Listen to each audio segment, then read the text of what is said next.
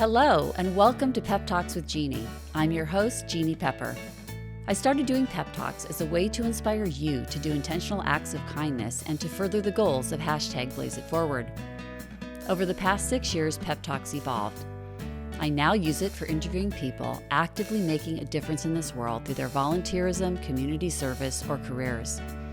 My guests are all here because they have dedicated their lives to making this world a better place.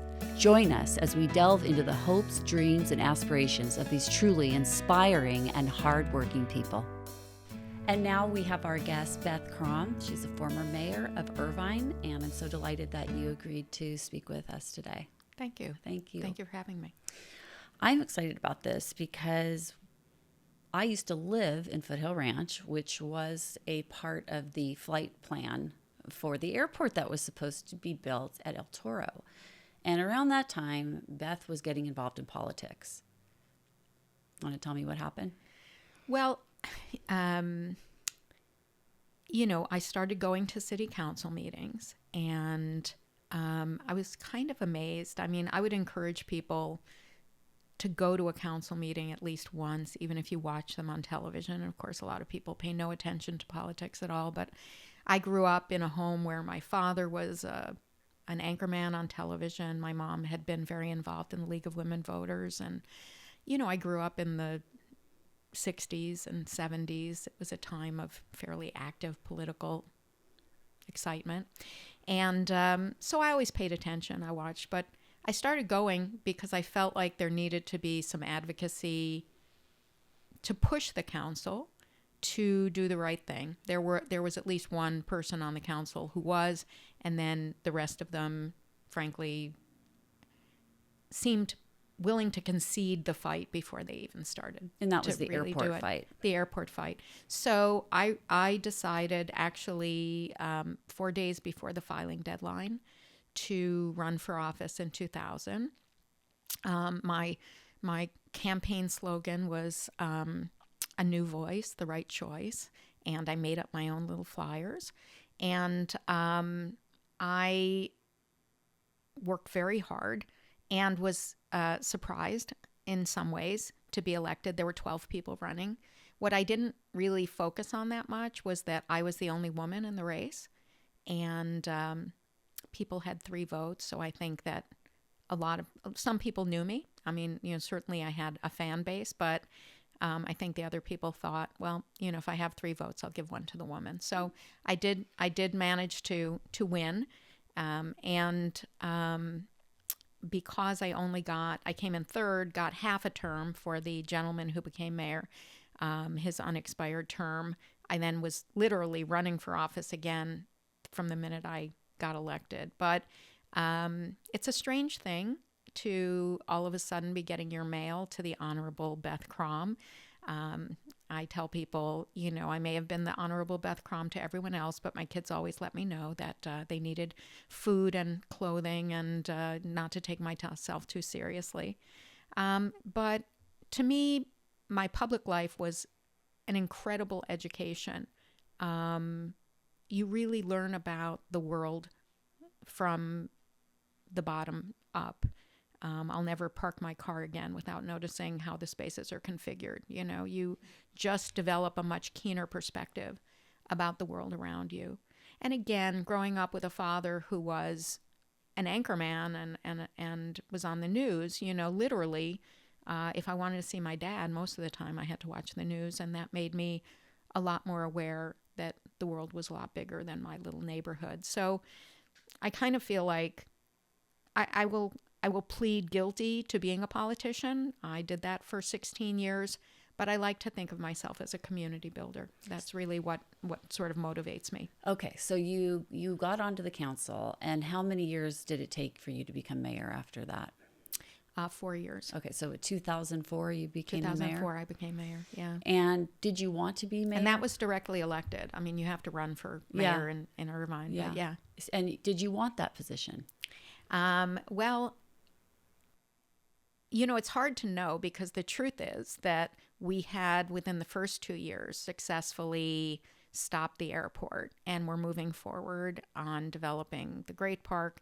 And so it really was more, I don't know. I clearly was willing to run for mayor, but it was really because we didn't want to lose momentum. And so, I had already two elections under my belt.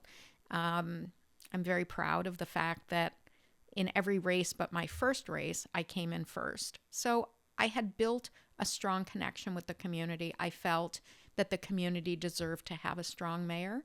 And, whether I was ready for it or not, I ran, I won, and mayors get 2 years. So again, I had a lot of elections for the number of years that I served. I've run more elections than most people who've served as president of the United States. But yeah, and I was very fortunate because the community was very engaged, invested, and appreciative of the effort that we were making. So I feel like now it's hard to find anybody who can say anything good about any politician. And so to have had the respect of my community, I tell people the nicest thing that people who I had known before I had run for office would say about me is that I was still the same person I was before I got elected. The nicest thing people said about me who knew me as an elected official was that I was accessible and effective. And the nicest thing that people who never voted for me and fundamentally disagreed on many policy issues would say is, while I disagree with you and I don't vote for you, I know that when you take a position or you vote on something, you've done your homework and you do what you think is best for the community. And I think that's in public life about as good as it gets. So you become mayor in 2004. The airport is done. We're not worrying about that anymore at that point in time. Fundamentally, nothing is ever done. The analogy I use is like those B horror films where you think the monster is dead and then you're shaving and you're looking in the mirror and all of a sudden, something comes up behind you. Back. In politics, things can change very rapidly. So we knew we had to get a foothold on moving a better vision forward. And how long are terms for mayor? Mayor is 2-year terms, and you could serve for 2 consecutive 2-year terms. Technically, I could have run for mayor again later in my political life, but life sort of intervened in a way that made that not something. So by 2008, you're done. 2008, I'm finished as mayor, but I did run for council again in order to really help my successor as mayor. Obviously to continue to work on behalf of the community, but to be able to help use my credibility to support his campaign. And again, you can't get anything done unless you have at least 3 people who are somewhat pointed in the same direction. So I wanted to see the project advanced further. Okay. And at that first year that you were on the council, something terrible happened. Yeah. So I had finished my term as mayor at the end of 2008. And, we've dealt with some personal challenges in our life. My husband has a neurologic disability, and that's been almost 30 years. And so getting my kids, who were 7, 9, and 11 when my husband had to stop working, getting them on their way was important to me. And my daughter, who's the oldest, had graduated a year earlier. And my son, Noah, was going to graduate from UCSB. And I was at my last official event before we were going to just shift gears entirely towards preparing for his graduation. It was a Relay for Life, an American Cancer Society Relay for Life at Irvine Valley College. And as I was preparing to leave, I was intercepted and brought to an office where the chief of police informed me. Excuse me. Oh, I'm so sorry, Beth. It's so hard. Noah had died from an accidental fall from the cliffs in Isla Vista where he was living. So I went from preparing for a graduation to preparing a funeral. Oh, so unfair. I'm so sorry. Excuse me? Yeah, take a break. Wow. Oh, that's so hard. It's so hard. And yet you still showed up to the funeral for my son 10 years later. 9 years later. So many others. And so many others also. And, I started a group called Healing Hearts for moms who've lost kids. And I started it because a conversation with my therapist, I was saying I was coming up on my first Mother's Day, which, I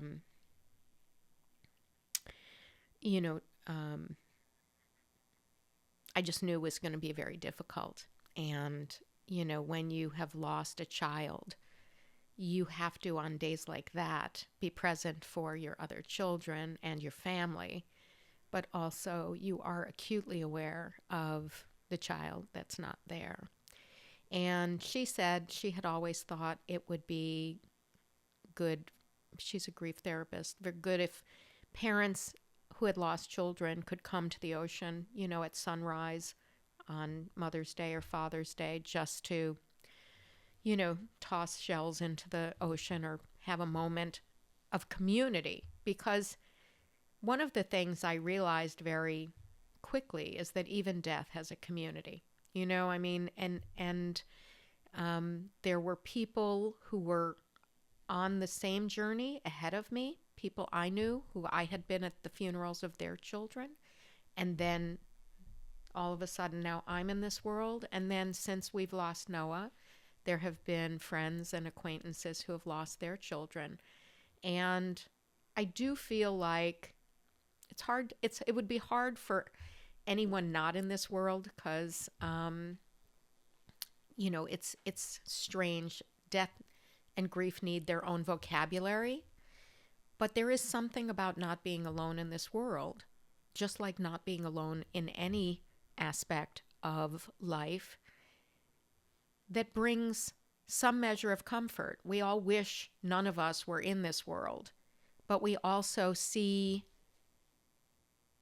that we're all standing, that we're all, healing, growing, helping. I don't know of a single family that has lost a child that has not dedicated itself to doing something in the name of their child, as you have. And that becomes very important because it's our responsibility to extend their legacy. Yes, I agree with you. Yeah. At least if that's something that we do. I mean, you're somebody that does things, that gets things done, and you help people. And, I mean, we can only assume that Noah and your other children followed in your footsteps, and Noah would have. He was my most innately political child. No, there you go. Yeah. Was he your person? Yes. In a way, it's, I was a middle child, so I think there's an identification there. Yes. And he was very funny. He was sort of the ballast, My daughter may have certain typical oldest child traits, and my younger son was, is more of an introvert, so he's got a different personality, creative, all of them, funny, all of them, which is wonderful. When I was thinking of running for Congress, which I did in 2010, I asked my daughter, who was probably, 21, 22 at the time, yeah, I'm thinking of running for Congress. And she said, is it going to require anything of me? And I said, no. She said, fine, have fun. And I asked my youngest, and he said, I don't even know what you're talking about. And I thought, well, then you're probably okay with it.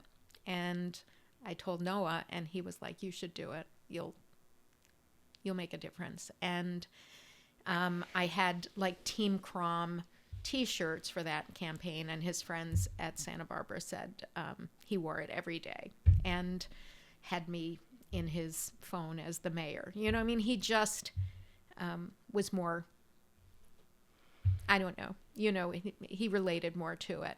He would have been his own person, but he had great skills and could have been anything he wanted to be. Yeah. But yeah, so yeah, life is what happens when you're making other plans. And I know one of the expressions that I heard more than once after Noah died, which I think is a Jewish community expression, is man plans and God laughs. And I tell people that the greatest lesson that I've learned on this journey is just how little I control, that all I control are my actions and reactions, that I have no power to control what other people think, do, or say. And the second most important lesson is that every ounce of stress I've endured in my entire life is because I didn't understand lesson number one. That is really, really, that's really deep. You seem like an overthinker. Is that, would you say that? I would say that. Yeah. Yeah. I tend to gravitate towards the overthinkers of this world, and I don't really have a lot of patience for underthinking. Well, I think we all come with our package. Yeah. So, you know, I think that, I don't know where you are in your birth order, and it's not that I spend all that much time. The oldest. Okay. And Blaze was the oldest. Yes, he was. Yeah. He was my person. Yeah. I mean, I just think that there is a certain understanding one has of that position. I never thought about it that way, and I'm really glad that you brought that up. Yeah. But that was something that we shared. Like, we always got each other probably because of that. Yeah. We had like that unique sense of each other. It's, you know, I think we, you know, therapy, which I had never gotten, not when Solly got sick, not as a young adult when we're always going through traumatic things that probably are worthy of some therapy. And after Noah died, I just felt like I had gotten really good at tucking my pain away. Like that was a superpower. Like, I would not say that now, but that was kind of my way. And I think part of that comes from the fact that I did grow up with a father who was a public figure. My father was probably the most visible, recognizable person in the entire city of Buffalo. And it made me very conscious that anything that I would do would reflect on him. And so I think I just never wanted to be the news. You know, he was on the news. I didn't want to be the news. And so I just kept everything to myself. And my daughter, who wasn't even, she's now a therapist, but she hadn't even started her master's at that point, said to me, have you, you know, about 6 months after Noah died, have you gotten therapy? And I said no. And she said, well, you need it. And I said, well, okay, I'll look for somebody. And I started taking referrals from friends. And, you know, most therapists are solo practitioners. So you get a voicemail, you know, you'd like, please leave a message. And I couldn't even leave the message. And so more time went on, and it was Mother's Day, and we went into LA and took Abby and her roommate out for brunch. And then she and I went to do some shopping, and she probably knew the answer, but she said to me, have you gotten therapy? And I said, no, but I've been collecting. She just put up her hand, and she said, don't even talk to me until you get therapy. And the next week, a friend of mine gave me a card for somebody I did wind up going to who was really, really helpful. And what I tell people is that, of course, the primary reason I was there was to work through the grief. And, you know, it was a safe place to say things I didn't feel I could say to anyone else. And also just a safe place to cry, just a safe place to just lose it. And, but over the course of the therapy, what I really did was learn so much about myself. And it is the believing that we can parent children from a place of our own complexities and unresolved issues and lack of insight into our own being and who we are and where we made detours in order to accommodate one need or another. And, you know, I would raise my children so differently, but that's just the nature of life, is that we all get wisdom long after it would have been useful. You know, it's still useful, but, you know, we know so much more. And to lose a child is to be taken to a place that all parents dread. But if you cross that threshold and you don't completely lose yourself, you have a sort of protective invincibility, because nobody will ever be able to say or do anything to me that will bother me. I totally understand that. I actually noticed that right away. Like when it happened to us, I became almost fearless because I felt like the worst thing that I could ever imagine just happened and I survived. Yeah. So nothing could be as bad as that. Nothing. I couldn't think of anything that would hurt me more. And I was still standing, so I could do anything. And you immediately realize who's worth your trouble, who's not worth your trouble, what's worth your trouble, what's not worth your trouble. I mean, yes. Most people don't get that entitlement to make, I mean, it's always there. I mean, the truth is the box that we feel trapped in is a box we usually have built around ourselves. But while we're in it, it seems like we have no place to escape it. And the truth is that when you have been broken and brought to this place of unbearable pain,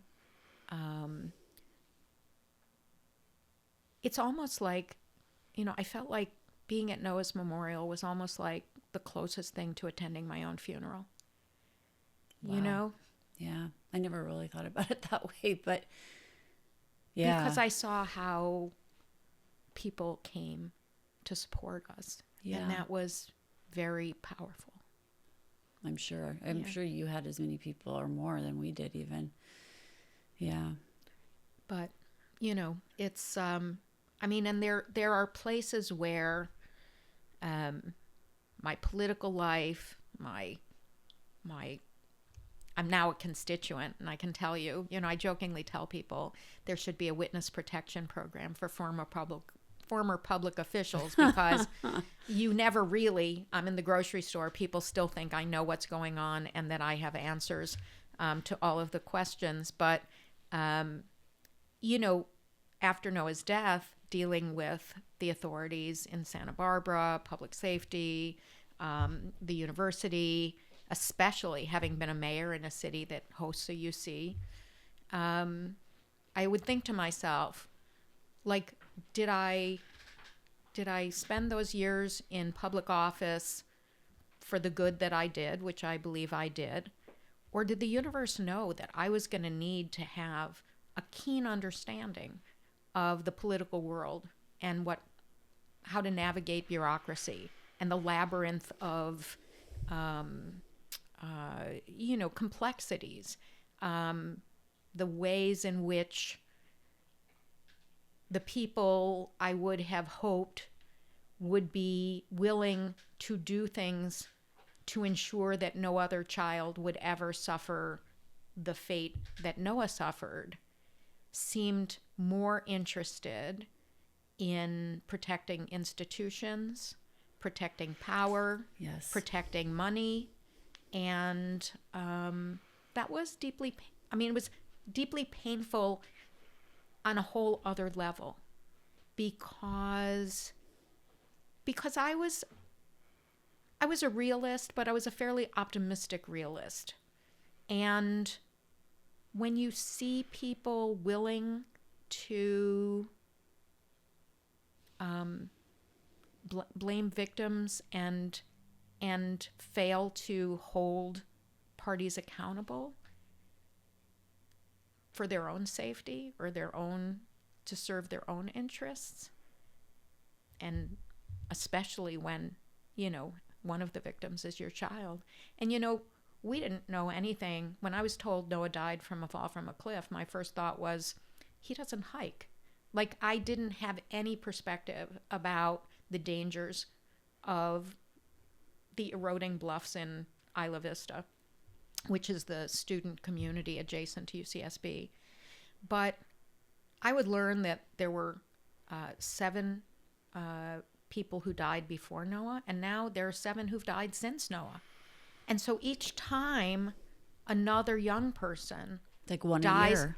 Right. One a year. Every time that happens, it's like this unhealed wound on my heart just gets ripped open, because I know exactly where it happened, how it happened, even though there might be different details. It's really a story of neglect and a failure to see a population of 18,000 students as deserving of the same kind of public safety and public health protection that we would expect in any community. And here I was, the mayor of Irvine, safest city in America, where, if you get your heel caught in a sidewalk, they'll repave the entire sidewalk. And you have young people living in housing at the edges of bluffs that have been eroding, and where literally balconies for these properties have collapsed into the ocean. Yeah, coincidentally, that is where I spent 4 years of my life, longer even, and I went to school there. You did your undergraduate I there? did my undergraduate there. I also met my husband there when I was in high school. We were in a program for high school students. Oh, wow. So, and that was as early as 1987 that we met there. Oh, wow. And yeah, I didn't end up finishing school there until 1992. So I had many years there and many experiences in the slum of Isla Vista. The housing was terrible. There was a lot of crime. I had a bike stolen every year, never recovered. And it was just something that we just accepted, that like we lived in a place where there were a lot of non-students that wreaked havoc. Mm-hmm. And not only that, but after I graduated, and I think it was after Noah passed, there was a very famous or infamous... The massacre. Yes. In 2014. In 2014, there was Elliot Rogers, a very mentally ill, not a UCSB student, living there in Isla Vista, who decided he had had enough of civilization, and because he was involuntarily celibate, which is another discussion, and he was going to make everybody there pay for it. And a lot of innocent students lost their lives as a result of that. Yeah. And that was in that same place. And who would have thought that that was in 2014? 2014. Yeah, 2014. Yeah. And 4 years later, my son was also murdered by somebody of this nature. Yeah. Another involuntarily celibate anarchist. And yeah. And the role of social media, I'm not, this is not a soapbox speech, but the ability for people who are the Elliot Rogers and, I won't name him, but we won't even name them. Exactly, to feel not alone, to post their manifestos to people who give them power. And, before Elliot Rodger did that, his mother had contacted the local authorities and asked them to check on him. And the sheriff's deputies went to his apartment. He, being a sociopath, was able to present as a very polite young man. And they didn't even go in to look. And he had an arsenal of weapons there. I mean, they could have preemptively stopped that if they had done their jobs. But unfortunately not. And I'm sure they don't feel they did anything wrong. But, you know, you also, once you not only have gone through your own traumatic loss, but have heard stories from so many other people, as I know you have and I have, you begin to see the through lines of how the deep pain you already feel is made deeper by the ways in which people who should be, at the very least, compelled to want to do something affirmative so that nothing ever happens to anyone else. Is it surprising to you that there are people out there that do want to make sure these things don't happen to someone else, like you, like me, that actually do things? It's surprising, isn't it, when you find so many complacent people that do nothing? Well, it's different than, I would put the people I think about in a different category than complacent, because they're people who have power and choose not to use it. They have tools they choose not to use. I will say that I feel very fortunate because the chief of police in Irvine, a gentleman named Dave Maggard, who had the misfortune of having to tell me that my son had passed away, was somebody that I could speak to, and somebody who I could share my concerns and frustrations. And I remember saying to him, you know, Dave, police officers will strap on a vest and run into a hail of bullets to save someone. But to sit across the table from a grieving parent or a grieving spouse or someone who is impacted by an incident that they were connected to, that's too great a risk. That they won't do. And so all anybody ever wants are answers. You just want to know. And there every complicated death, which most of them are, but every complicated death comes with a whole set of unanswerable questions that will never be resolved. And those are the things that kind of continue to cycle in our heads and haunt us because it's what we don't know. It's what we don't know. I remember feeling very anxious about what Noah must have felt when he was falling. That's what my biggest issue has been. Has been like this trauma of experiencing it over and over again, what he went through.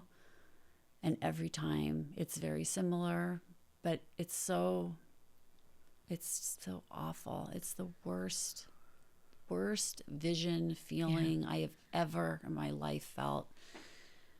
It's soul crushing. It is so soul crushing. It's just, you don't even want to exist when it happens. You just wish it was you.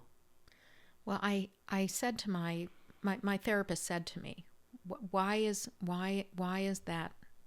Yeah, why is that something that you're so fixated on? I said, because I think he must have been so scared. I know, me too. And she said to me, and obviously these are two entirely different scenarios. I mean, in our world, we all know people who have suffered in different ways that may feel even worse. I know people who have lost more than one child.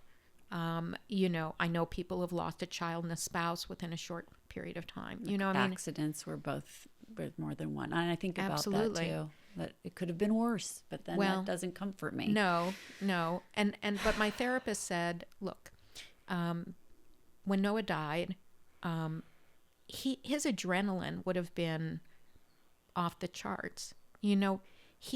He wasn't thinking, she said, think about it like you're driving on a mountain road and it starts to rain and your car starts to slide a little bit closer to the edge. You're not thinking, I'm going to die. You're grabbing the wheel. You're doing what you need to do. They were in a moment. Certainly Noah was. They were in a moment. They didn't they didn't know how the story ended. They were dealing with the emotional and adrenaline impact of the moment. Doesn't make anything better, but that's them. We who survive, we relive it 1,000 times, and we always write it in a way that causes us the most pain. Ugh, you're probably right about that. You're right. I think it's never just peaceful. no. Like maybe, he was unconscious, or maybe he was whatever. I mean, it just, but, the fact that we can feel connected to other people who have experienced traumatic losses and speak openly. I have a group of moms that gets together a couple times a year, and we talk about the things people say. There was a woman I knew who lost her son. He was adopted, and somebody at her church said, well, maybe it's a little easier that he wasn't your own. And you think, like, how did that thought not get caught before it left your lips? So it's sort of like, but in a room full of people who have gone through this, you can laugh about some of the absurdities of what we have to encounter. I draw a distinction between evil and stupid. I think most people just, they don't know. They don't know what to say, and sometimes they say, there are a few evil people. I think it probably makes it easier that he wasn't your own falls into the evil category, but that's just me, Yeah. Yeah. What's your take on spirituality? Has this changed your beliefs on, I don't know, where you came from and where you're going? Definitely. I mean, I'm Jewish, and having a faith was helpful to have a faith and a community. I was grateful that my rabbi, Noah died early on a Saturday morning. I didn't know if the rabbi would even come to the house until after the Sabbath, but he did. And he was very helpful. But really in more of a different way. I never thought about an afterlife. I never really thought about a soul surviving, an energy that extended beyond the life of a human. But Noah's presence has been keenly felt by me. And I do feel like he is by my side. His favorite animal spirits to inhabit are those little lizards, which cross my path all the time when I'm walking, and birds. And there's kind of a funny story that we were at Laguna Beach with my parents, and there's a little park there, and we would go to this area where we could take Solly's wheelchair, and there was a little tree hanging over it, and you're looking right over the water. It's a beautiful little public park. And so I noticed this bird this was probably, within a year or two of Noah's death. There was this bird in the tree, and it was just sitting there. And birds, if you look at a bird, it usually flies away. It somehow knows that you've spotted it. But this bird was just sitting in the tree. And so I kept looking up, and the bird was still there. And my dad said, "What are you looking at?" And I said, "It's Noah." And so my parents looked at me like, "You're our child, and we won't have you committed, but this is ridiculous." But then everybody started looking at the bird in the tree, and then the bird pooped on my dad's arm. And I said, "You wanted a sign? You got a sign." Wow. So, yeah, we've had some pretty interesting moments. Wow. Do you believe in coincidence? Was that a coincidence? This is what I believe. My daughter is much more into, like, she has gone to psychics and things of that nature. And I was raised by skeptics. So I'm sort of caught in this between. This is what I believe. If believing what you believe makes you feel better, then it's real. So, I could probably, deconstruct everything into something that can be explained another way. But it's incredibly comforting for me to feel that Noah's spirit is still here, and that I have a guiding force in my life beyond all others. And even, Jews don't focus that much on an afterlife, but when my father, who had ALS at the end of his life, passed away, I absolutely felt like Noah would be there to receive him, and it absolutely made it easier for me to let him go. Wow. Yeah. It's like a lot. Yeah. And I mean, it's, it's sort of, I'm like part mayor, part, part, metaphysical. But, it's interesting. we are, who is it? Joan Didion, who wrote the book, The Year of Magical Thinking. I mean, there is a kind of magical thinking that comes with these horrific events. Is grief a gift? There are gifts in grief. What were they for you? A lot more clarity, I'm a lot more present now. I think I'm a lot more, I take a lot better care of myself, a lot more aware of the necessity to focus on my own needs. Initially, just because I couldn't possibly heal without doing that. And I remember how hard it was for me to accept the help when people were bringing food after Noah died.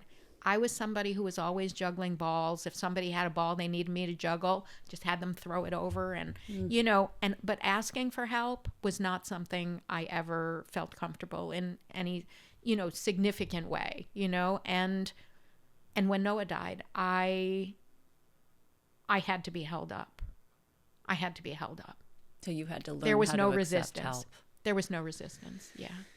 Yeah, I understand that, because feeling like, you can do anything yourself and being proud of that fact, and then all of a sudden you're relying on help of other people. Yeah. It's hard. That's not an easy thing to accept, that you're weak. But it's not weak, and I mean that's the distorted thinking that gets us to the places we get to. It's not weak to recognize that we can't carry everything on our shoulders. I thought I could, I wanted to prove that I could, and that cost me a lot personally. And, truthfully, I devoted a lot of time to things I wish I hadn't, because that time came from my kids, and that came from my family, and it came from my ability to, stop and smell the roses. So I don't regret what I've done. I don't, you don't get a redo on life, but I'm much more appreciative. I have more gratitude for things, because I think about them. I'm sure I appreciated them. I just never consciously thought about it. And I feel grateful, because I think we build the communities in some ways that we're a part of. We don't necessarily build the whole community, but we're conscious about the people we bring into our worlds. And I feel grateful that I have not, in political life, you have thousands of people that They're not all close personal friends. I'm grateful for the people who are the core community of friends and, and fellow travelers who have absolutely made it possible for me to continue to move forward despite everything that's happened. How long did it take you to stop asking why? Did you ever? You can't stop asking why when young people continue to die in the same way that your child died. I'm still asking why. And I asked it on behalf of every other family that suffered a loss. So I feel like the ongoing, it's like I tell people, usually if people keep falling through a manhole, somebody puts a cover on it. And this is like a manhole that everybody's known is an open manhole. Everybody knows we've lost a bunch of people to this open manhole, and nobody's willing to do what's necessary to cover that manhole. Because if we can say it's not the cliffs, it's the kids, if we can blame it on the victims, if we can protect the property owners, if we can protect the economic base. You went to UCSB, it's very proud of its party culture. Yes. When the student-led group that's supposed to help young people avoid overconsumption of alcohol is called Life of the Party and has a logo that's a red cup, you've got a problem. So there are a lot of things that come together to make that situation uniquely unsafe. It's also 12 miles from downtown Santa Barbara. I mean, if you're at UCLA, you've got all of LA around you. I mean, you're literally in LA. But UCSB, and of course, who doesn't want to live by the ocean? I mean, those kids think they are the luckiest people in the world. And some of them have never even been to the ocean before. Yeah.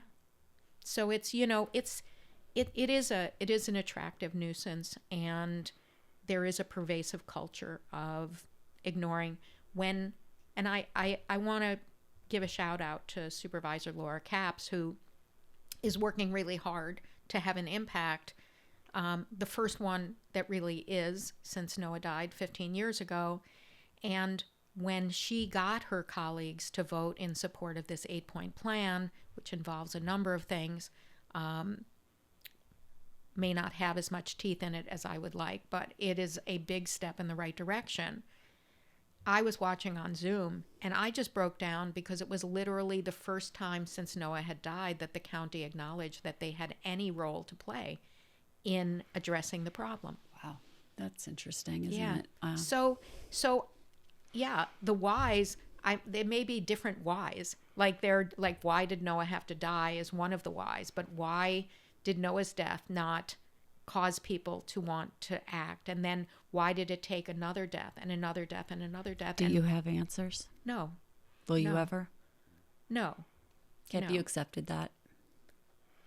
Well, what I've accepted is that the lack of an answer should not be the end of my commitment to try and see change happen. So I accept that there are questions that will never have answers, and dynamics that will contribute to my having more questions that I won't fully understand. But that can't be an impediment to trying to make Isla Vista safer for the young people who are cycling through. And at some point, there has to be accountability. And accountability, it sounds like judgment, but accountability is merely acknowledging that there's a problem. They say to alcoholics, the first step is admitting you have a problem. So whatever the issues are, I mean, in whatever ways the systems that were designed to support people are now failing people, we have to ask ourselves, why is that, and how are we going to make it better? So I feel like all of us have a role to play simply in reminding the people who are in a position to have influence that they need to work a little bit harder. And to that end, if this ever is accomplished and you get the law that you need, or you get the penalties that you need to stop this from happening to young people, will this be the purpose of your life to get that done? Or do you see your purpose as bigger than that? Do you think there's a connection between what's happened and your purpose here on earth? Well, first of all, I feel like if it ever happens, it will be with the assistance of our children, who I feel are working from their realm to both keep us getting out of bed every day and focused on what we need to focus on. If tomorrow I decided I simply no longer had the will to be engaged, that for my own health and welfare, I needed to step away, I would say that would be okay too. I'm not there yet. And, you know, I do feel like the connections that I've made to the other families who have suffered similar losses have allowed them to not go through what I went through, which was I had to do all the research on my own. There was nobody there to say, this is a thing and it's been happening. And here's what we know. And here's, you know, so I feel like there are a lot of different ways that I can help, but I absolutely believe that Noah's a partner in this, and as long as he's in for it, I'm in for it. So I hear you. I like to think that my destiny is also part of my son's destiny. To that end, that whatever I accomplish here, if not with him, is because of him. So I don't think I would be on this path without this traumatic event that happened. Well, I also think that the profiles of the children that I know, including Blaze, are pretty extraordinary. These were not kids who floated through life largely unnoticed. These were young people who left a little something with everybody they met, who in their very short lives created a legacy of memories that people are carrying around in their hearts. And so, you know, I don't want to endorse the fact that Noah was meant to live a 22-year life when I think he deserved to live a 122-year life. But I do think he spent those 22 years fully living. And, you know, he was very good at school. He was very bright. I was a little jealous of that. I mean, things came pretty naturally for him. And I used to give him a hard time, you know, like, you could be working a little harder, like you can do well with, you know, your minimal effort, but you could work a little harder. And after he died, I thought, I am so grateful that Noah did not spend his life with his nose in a book, that he had not died before he ever had the chance to live. I feel like he could have lived a lot more life, but the life that he lived, those 22 years, left an impression on every single person he encountered, and an impression that I think is a piece of his legacy. So there are little pieces of Noah, there are little pieces of Blaze that are being carried to a lot of places. The places he can't travel to, others are traveling to and carrying him with them. So yeah, that's a nice thought. So, well, we've already spoken together for already an hour, and it has flown by. Wow. I know, it's amazing, isn't it? I'd probably like to have you back again sometime if you would be open Sure. to that.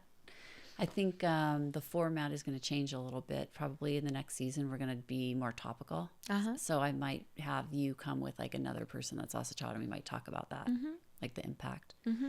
So that might be something to discuss. And also, if we ever get any closure with this situation in Israel, that might be something to talk about, how that affected local politics here. I was kind of astounded at what I saw in Irvine. Yeah. And disappointed. Well, I was too. And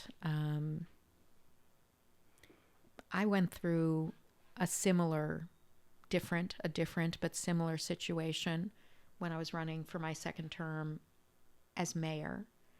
We were working on a sister city relationship with a district in Shanghai. And while we were there, the staff member who was ostensibly supposed to be there to make sure everything went fine was taken into a room by the mayor's staff or the, city staff in in Shanghai, which is, part of China, and told, we will not complete this unless you sign this form. And one of the provisions on the form was that we would not make an official trip to Taiwan. And our very first sister city relationship was established with Taoyuan, Taiwan. So that was never going to happen, but she signed the form. When the form came to light, she didn't even tell me about it. When the form came to light, people with political agendas exploited it to disseminate globally the message that the mayor of Irvine has cut off diplomatic relations with Taiwan. We had a very large Taiwanese population, a large mainland Chinese population, and people were being bussed into Irvine from LA, Taiwanese people, to be at our council meetings, which went very, very long, and which in their own way, it's a different situation. Nobody had effigies of dead babies, but it was designed to just create chaos. And one of the things with what happened in Irvine, we're not on, like, this isn't going into the anything show that you don't want, you just say I mean, it. this is really kind of off, Yeah, way off topic. This will not be way on. off topic. But I have good friends in the Muslim community in Irvine. These were not our Muslims. Right. So the idea that these people who were professional chaos creators came into our council chambers, that the council, by their action or inaction, allowed them to co-opt the conversation, and that even our local Muslim community, like the people who reached out to me first were an Egyptian friend and a Syrian friend after October 7th to say, I'm thinking about you. And so the idea that our own local Muslim community would be defined by the energies that were being, stirred up. But it's, silence in the face of, people have free speech rights, but when you're a mayor and you're a presiding officer, you may not have a platform to tell people they can't speak, but you do have a platform to tell people to stay on topic and not to go That's right. into a personal attacks on people. And it's a law. You're not supposed to use those council meetings for your personal agendas. Well, there's really no, people don't realize just how much of a free speech zone a council chamber is. Yeah, apparently. I didn't realize that you could talk about something that's going on in a different part of the world. Well, under general public comment. Yeah. No, but again, like we've seen it with the prior administration. Things that we assumed were protected in our democracy are only as strong, will only hold, if the people who are in power want to protect our democracy as opposed to co-opting it, whatever. It's like wherever somebody is willing to break the rules in order to make it work for them, but it is painful. And needless to say, I had many, many phone calls and spent many, many hours and had no truly good answers for people, I can't, as I say, all I control are my actions and reactions. I don't have the power to cause people you who are, certainly had no power in that situation. Yeah. No one did, but it was just painful. It was painful. It was painful to watch and to know that painful in a city like Irvine where we have such diversity. It's I just don't understand how that could happen in this place. But well, yeah. We'll have coffee sometime. That'll be another conversation for another time. Yeah. We did sort of get way off on that tangent. I don't mind having spoken about it. I don't know if it's what you wanted to speak about. So if there's anything we didn't cover. I think it's great. We did great. I wanted to talk about those things. I know that you're kind of like a deeper thinker, and I wanted to get into some of that, like what your thoughts were on, like, why this happened to us. Like, I don't ask that question anymore. I did for years. I was like in this loop of why me, why, and it drove me insane. And then I just, like, in the last year, I just finally realized that the question isn't why. Right. We need to find out what the question is that we should be asking. And I believe that all of these things have happened because we're here to learn something. Every person is here to learn something, even our deceased children. Well, and not Noah, not Blaze, not any of these young people will be defined by the circumstances of their deaths. As long as we, in this reality, make sure that Absolutely. is the way that it is. Well, there's a quote that says, parents protect their children and grieving parents protect their children's memories. So I think that is something that is true. Devote ourselves to. Absolutely true.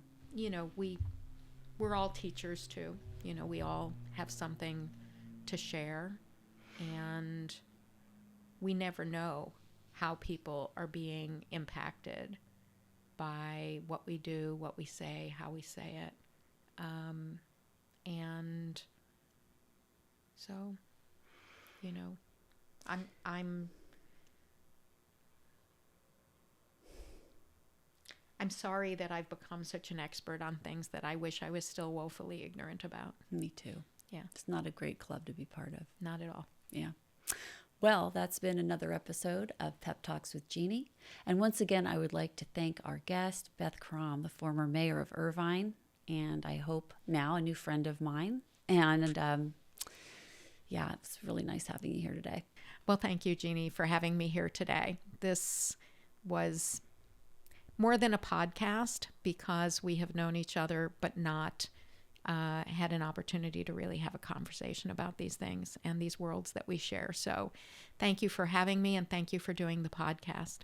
Well, thank you for being the person that you are and bringing our community together so many times as you have, and for so many good reasons. Thank you for your service. Thank you.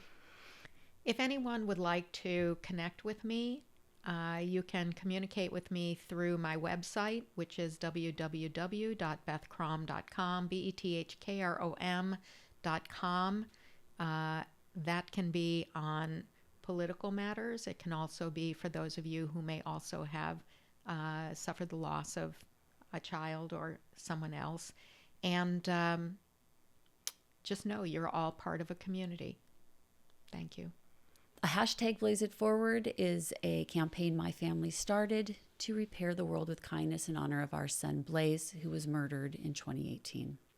You can learn more about Blaze and how you can make a difference at www.blazebernstein.org or at my website, PeppTalksWithJeanne.com. Special thank yous today to all of the volunteers who have helped with my philanthropic endeavors, including my producer, Eli Moskowitz. Thank you. And a special shout out to my son, Jay Bernstein, who created the original theme music that you hear at the beginning and end of our show. Thank you all again for joining me. I'm Jeanne Pepper, and this has been another edition of Pep Talks with Jeanne.